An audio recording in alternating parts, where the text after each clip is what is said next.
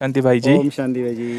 हाँ, पहले भाई जी आपका थोड़ा परिचय देंगे और क्या सेवा चल रहा है यहाँ पर, और इसके बारे में एक प्लेस के बारे में भी थोड़ा जानकारी देंगे भाई जी। हमें बहुत खुशी हो रही है जो आप उड़ीसा से आकर यहाँ शाश्वत योगी खेती के बारे में जानना चाहते हैं। तो यहाँ ब्रह्मा कुमारी का ये तपोवन फार्म है जो 150 एकड़ का फार्म है पूरा, और यहाँ पूरा शाश्वत योगी खेती हो रही है। प्राकृतिक खेती है जिसमें कोई भी रासायनिक प्रकार की खेती नहीं होती है।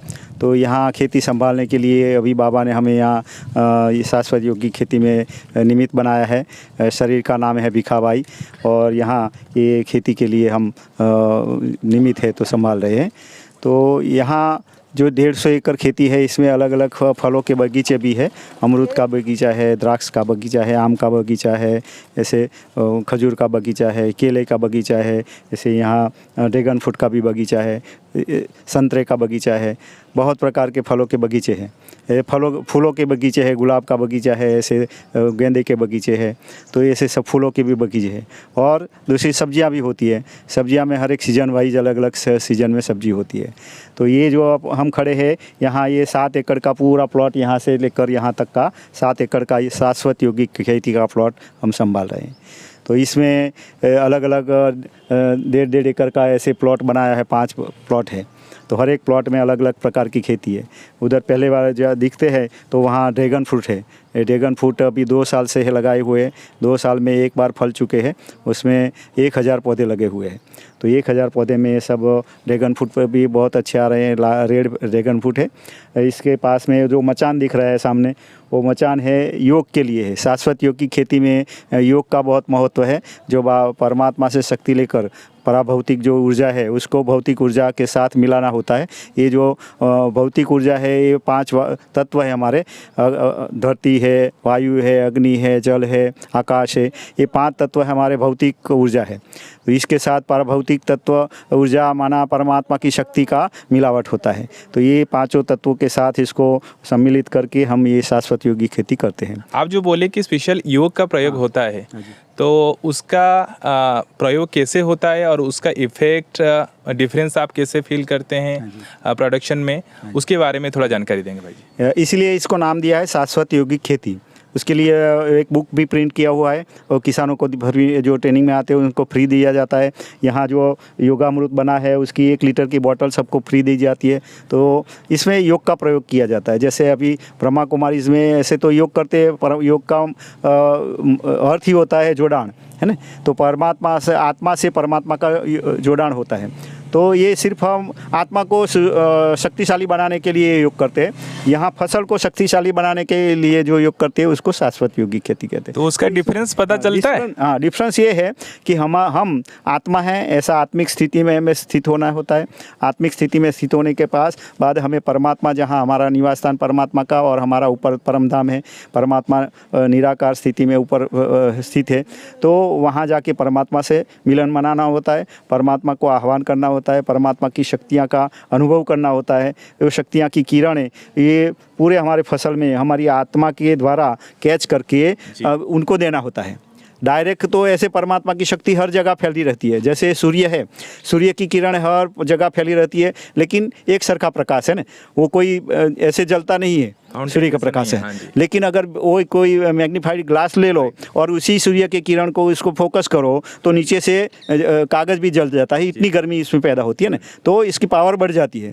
तो इसी तरह से ये हमारा आत्मा है, मैग्नीफाइंग ग्लास है, और परमात्मा की शक्ति को हम कैच करते हैं, एक जगह केंद्रित करते हैं, और केंद्रित करने के बाद इसको अपनी फसलों पर फैलाते हैं। योग में रहकर काम करेंगे परमात्मा की शक्ति का आह्वान करके, तो हमें थकान भी नहीं लगेगी। क्योंकि हम थकान कब लगती है? जब आत्मा की स्थिति में स्थित होने के बजाय शरीर की भान में रहते हैं, तो शरीर थक जाता है, आत्मा नहीं थकती है, व्यर्थ चलता है, तो हमें थकान लगती है। तो ये परमात्मा की शक्ति जब हम कैच करते हैं तो हमारी थकान शरीर को लगती नहीं है, तो हम परमात्मा की याद में रहते हैं। तो इसी तरह से ये फसलों को शक्तिशाली बनाने के लिए अभी ये शाश्वत योगी खेती में संस्कार विधि है, अलग अलग 7 स्टेप है, 7 स्टेप है। तो इसको फॉलो करना होता है। इसमें सबसे पहला है भूमि संस्कार विधि। दूसरा है बीज संस्कार विधि, तीसरा है अपना जल संस्कार विधि, फिर फसल संस्कार विधि, फिर हार्वेस्टिंग संस्कार विधि, फिर स्टोरेज संस्कार विधि और भोजन संस्कार विधि, है ना।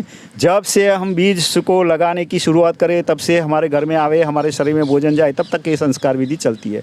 ये संस्कार विधि में हर एक में स्टेज में परमात्मा को याद करना है, परमात्मा की शक्ति का इसमें संचार करना है। जैसे भाई जी ये बनाया कैसे गया, मतलब इसका शुरुआत कैसे हुआ, शाश्वत योगी खेती का ये सब जो प्रयोग है अभी हो रहा है, इसका शुरुआत कैसे हुआ भाई जी? इसमें शुरुआत हुआ है परमात्मा की शक्ति का। जैसे हम योग की शक्ति का वाइब्रेशन फैलाते हैं तो हमारे मनसा शक्ति के दूसरे मनुष्यों पर भी सब इफेक्ट होता है। ये तो हम ब्रह्मा कुमारी में अनुभव कर रहे हैं। तो जब खेती का प्रयोग हुआ तभी पुराने ऐसे जगदीश चंद्र बोस जैसे हमारे साइंटिस्ट है ना, तो उन लोगों ने बहुत प्रयोग किए हुए हैं कि हमारे मन का वाइब्रेशन का इफेक्ट पौधों पर होता है।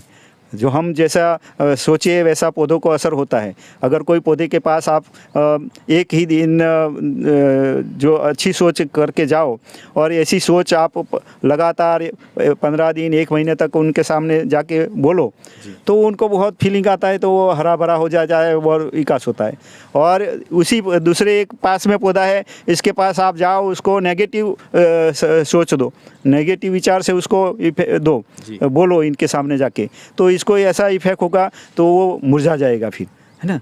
तो ये हमारे पॉजिटिव नेगेटिव थिंकिंग का असर नेचर के ऊपर पूरा प्रभाव पड़ता है। इसलिए जैसे हमारे ऋषि मुनियाँ होते हैं, कोई किसी को आशीर्वाद देना है, किसी को कुछ देना होता है तो क्या करते थे, पहले हाथ में जल लेते थे और जल में ऐसी दृष्टि डालते थे, कुछ संकल्प मन से करते थे, तो इसमें जल में ये शक्ति आ जाती थी और ऐसे पानी छिड़क देते थे तो ये बोलते थे वैसा हो जाता है। जल ना हो तो जल जाते, अथवा कुछ देना हो तो दे सकते थे, अच्छा करना हो तो अच्छा कर सकते थे।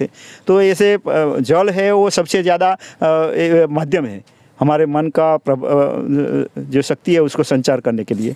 तो ये हमारे खेती में जल तो बहुत ज़रूरी है। तो ये जल संस्कार विधि में ये विधि किया जाता है, परमात्मा की शक्ति को जल में दिया जाता है और जल ये संचित किया हुआ जल पौधों के देते हैं तो बहुत अच्छा रिजल्ट मिलता है, दवाई का काम करता है। 150 एकड़ में फैली हुई तपोवन के बागवान हमारे भाई जी हमारे साथ साझा किए। धन्यवाद भाई जी, आभार है आपका। सबसे बड़े कृषक तो हमारे परमपिता परमात्मा है जिन्होंने हमें ये सिखाया है और सब सीखने के बाद अब ये सबको सिखा रहे हैं और प्रयोग में ला रहे हैं। तो आप सब किसान भी ये सुनकर जिसको भी सुनाई दे, यहाँ आकर ये हर्बल कुआं जल या ये योगामृत हमारा है वो भी आप 1 लीटर सबको फ्री में देते हैं, वो भी ले जाइए, ये इसका प्रयोग करिए और खेती में अच्छी तरह से रिजल्ट लाइए। और ये जो जहरीली खेती है, रासायनिक खेती है, वो अब छोड़ो इसको, है ना, और योगी खेती में आओ। थैंक यू भाई जी। ओम शांति।